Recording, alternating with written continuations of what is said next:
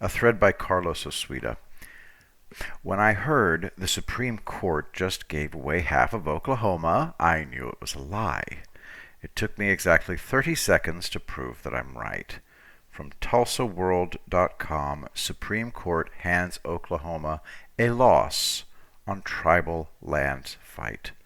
From the article, quote, Jonodev Chaudhary, ambassador of the Muskogee or Creek Nation and a former Chief Justice of the tribe's Supreme Court, said the argument about legal havoc in the state was overblown.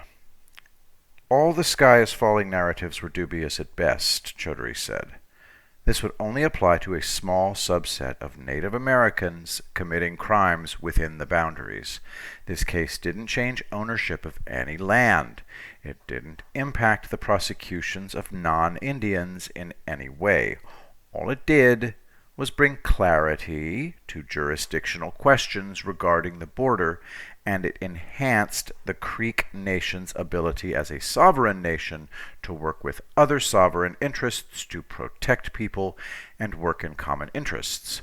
Forrest Tadunipa, a Comanche Nation citizen and attorney who specializes in tribal law, said the ruling's short-term implications are largely confined to the criminal context and that serious felonies committed by Native Americans in parts of eastern Oklahoma will be subject to federal jurisdiction.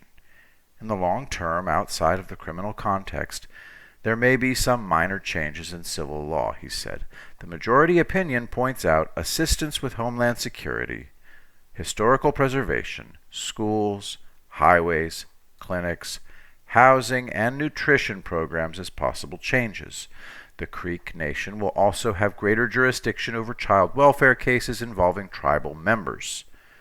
An analysis published in The Atlantic notes of a possible estimated 1,887 impacted cases. Fewer than 10% appeared to qualify for a new trial based on a statutory one-year time limit to file for relief. The state of Oklahoma, Muskogee, Creek, Cherokee, Chickasaw, Choctaw, and Seminole Nations joint statement. The state, the Muskogee, Creek, Cherokee, Chickasaw, Choctaw, and Seminole Nations have made substantial progress toward an agreement to present to Congress and to the U.S. Department of Justice addressing and resolving any significant jurisdictional issues raised by the U.S. Supreme Court's decision in McGirt versus Oklahoma. End quote.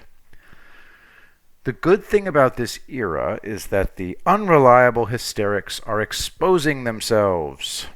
Cognitive rigidity is a sign of serious mental illness, and when people are seriously mentally ill, you have to write them off.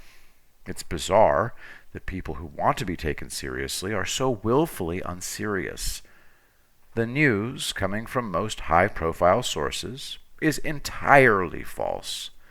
They don't understand that there's a massive price to pay for this permanent hysteria.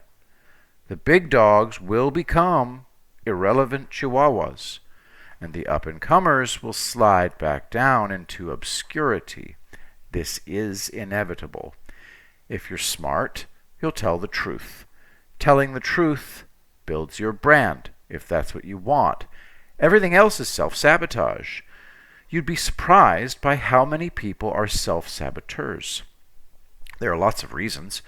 With success comes the responsibility to maintain the quality of your output. Some people find that impossible to do, so they deliberately fail and blame it on others.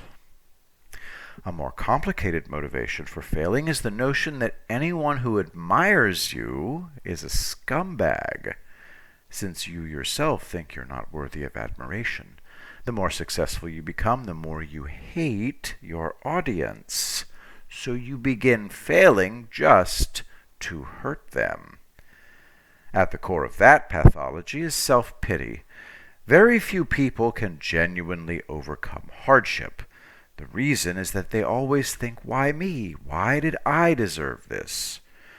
The answer, of course, is nothing. Hardship is random. You're not important enough to be picked out for hardship. Today, Donald Trump signed another executive order.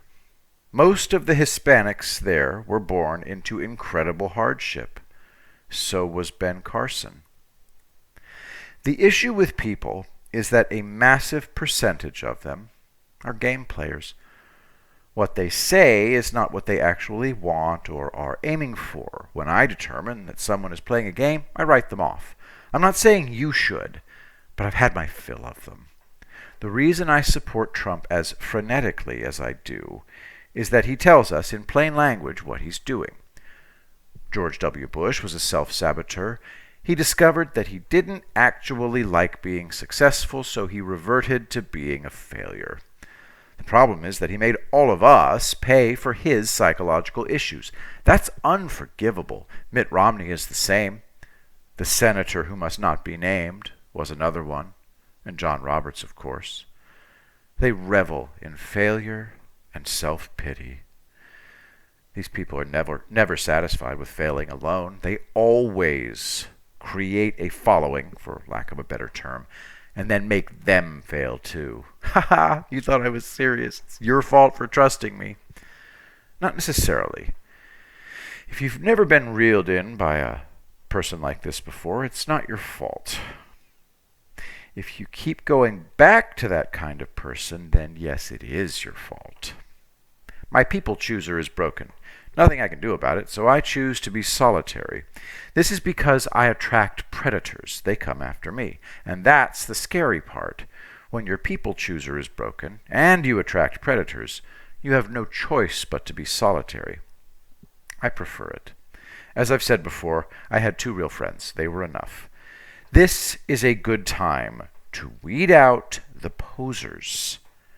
After Trump is reelected, we're going to see tectonic changes in politics, the media, and our culture. The posers will wither on the vine, and nobody will miss them. Imagine that as your epitaph.